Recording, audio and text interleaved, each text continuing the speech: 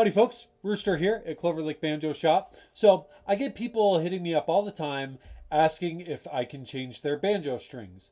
Now, this is one of the easiest things that you can do as far as working on your banjo, and it's something that you fundamentally need to be able to do as an instrument owner. So I just want to make sure that there's at least one really good video of changing banjo strings on YouTube. So this is it. Buy yourself a pack of strings.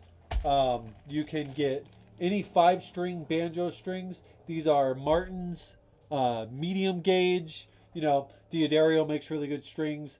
John Pierce makes really good strings. There's all types of good banjo strings. Just make sure it's for a 5-string banjo and it's for medium gauge. If you want a lighter gauge because it's difficult on your hands, go for it. If you want a thicker gauge, because you like to rip into it more, go for that too. It doesn't matter what gauge you put on your strings. It'll affect your neck a little bit, but that doesn't matter. We're just changing the strings. So when you open up this pack, you'll see a bunch of individual little papers like this, and typically they go from 10 to 23.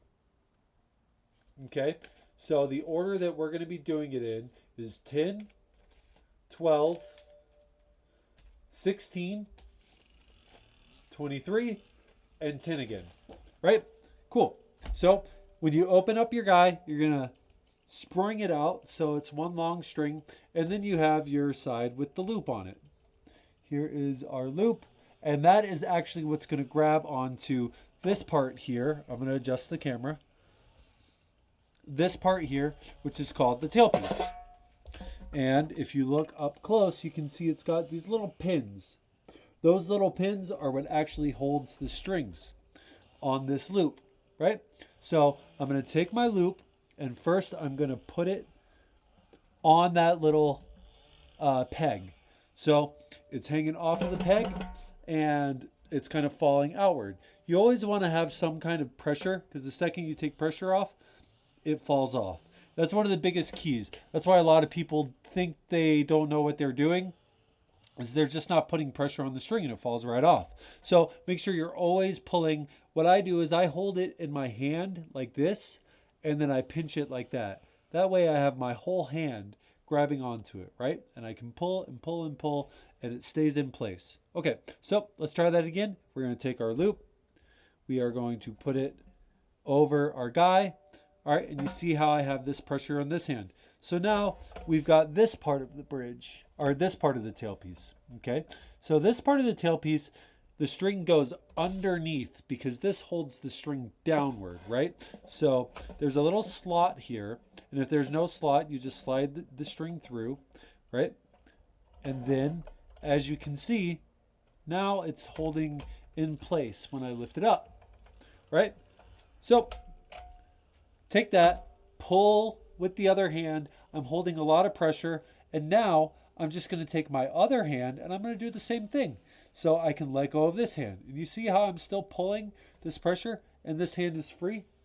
Okay, so next move, you want to take the end of your string and you want to stick it through the hole that goes on the other side, which is your tuning peg right here.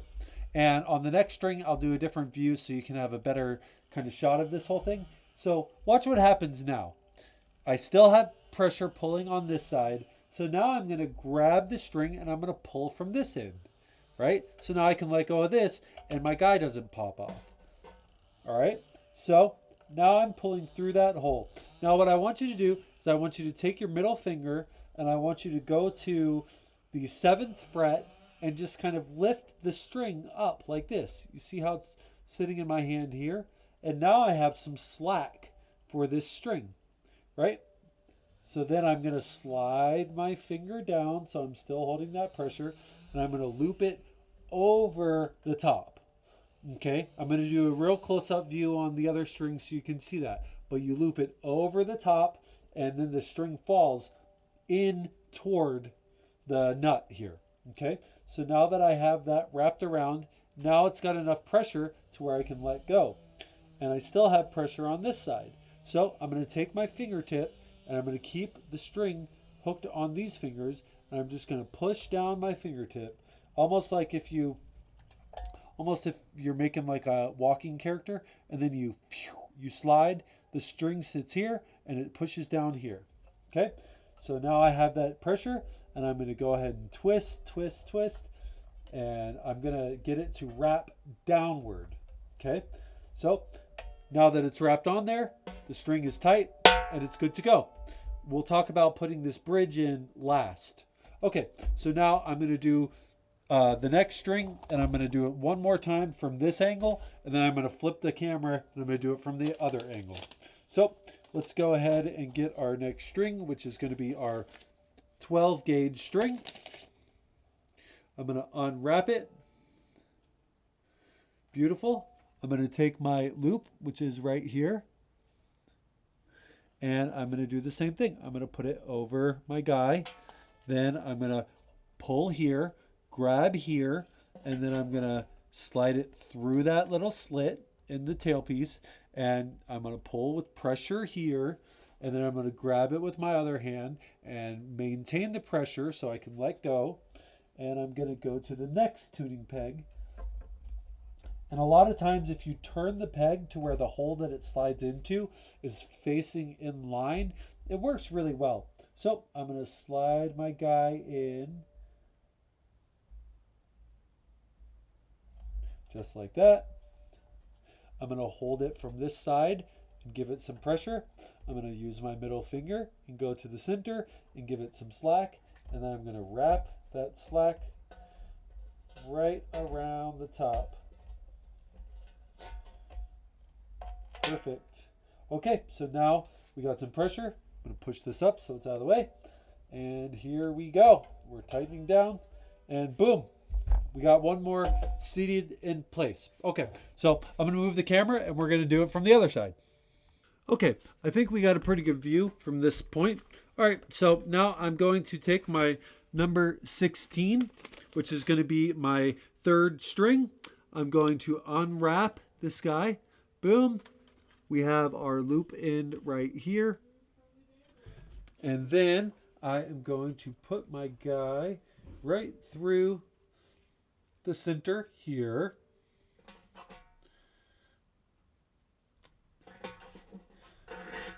And then you just put it on the tailpiece like you did on the other ones. So we got it sitting on our tailpiece.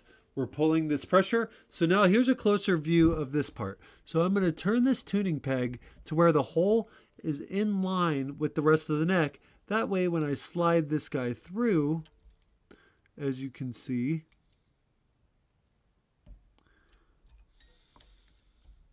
it pulls right through. See that? How it's nice and clean? All right, so I'm pulling with this hand. I'm going to the middle. I'm using my middle finger to give myself slack. You can see the string now. And then I'm sliding forward, and then I'm simply wrapping over the top, right? And then I'm going to kink this up so it's out of the way. And when I tighten the string, it's going to fall right downward.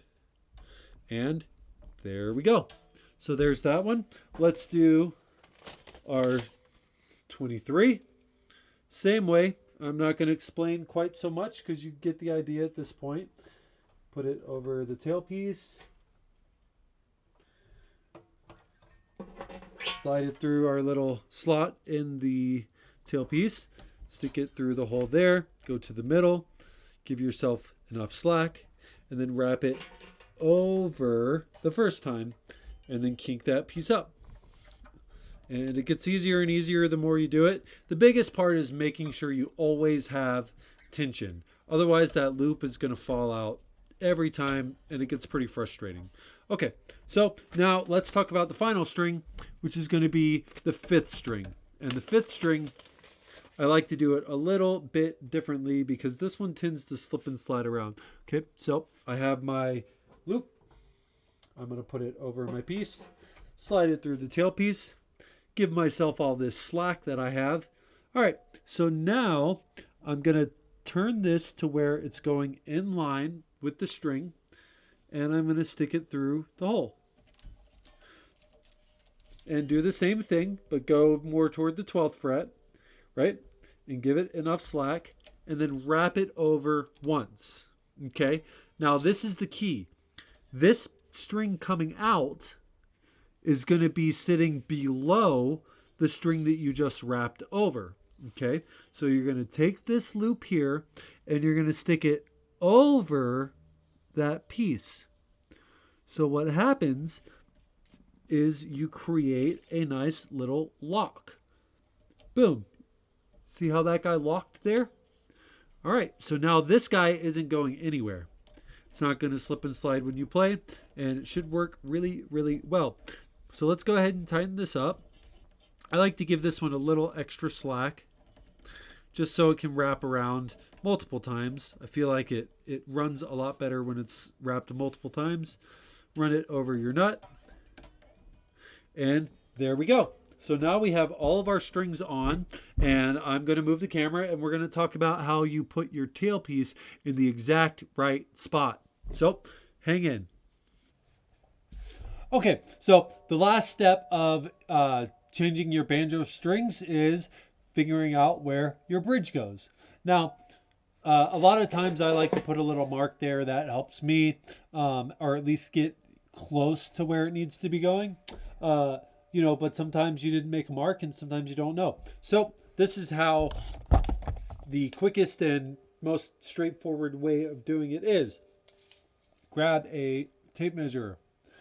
Stick the tape measure against the face of your nut. So if this is your sliding point, and then you slide it and you hit the edge of the nut, not back on the other side and then pull it.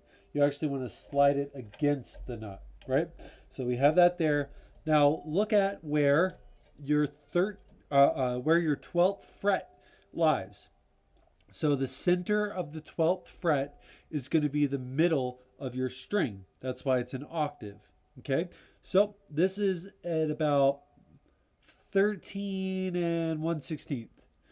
So next thing I'm going to do is I'm going to take this guy and I'm going to put it right there in the middle of that 12th fret, and then I'm going to pull my measurer and it's going to go to the exact same measurement, 13 and 1/16, which is right there. So I am going to grab my strings. I'm going to lift them up.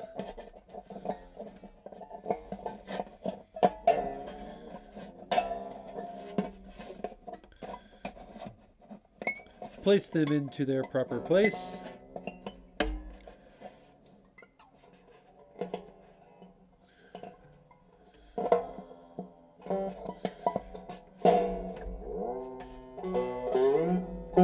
Beautiful. Give yourself some attention.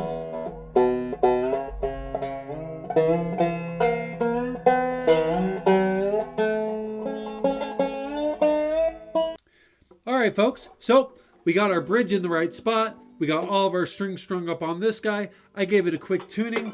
And man, it sounds good. So that's it. It's really not that difficult. The more you do it, the more you get used to it. It's all about keeping the tension on the string so it doesn't pop off. And the rest is fairly straightforward. Also, one quick note is make sure that when you do this, when you wrap them in, you want to make sure that on this side, the strings fall this way. On this side, the strings fall this way. If you wrap them from the outside, it's going to kind of look funky and put tension in places it's not supposed to.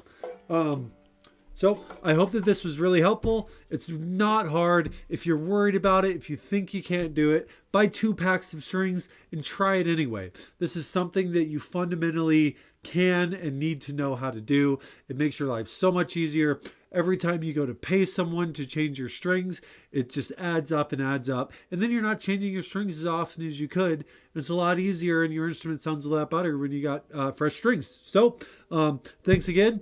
I'm Rooster. I am the owner and master luthier of Cloverlick Banjo Shop. If you want a custom banjo, please let me know. I love making them. Go to my YouTube page, Cloverlick Banjo Shop. There's all types of video content. There's lessons. There's building instructionals. There's singer-songwriter showcases. There's all types of stuff on that page. So thanks for watching. I hope you learned a lot from this, and I hope that you change many strings in the future. So thank you so much.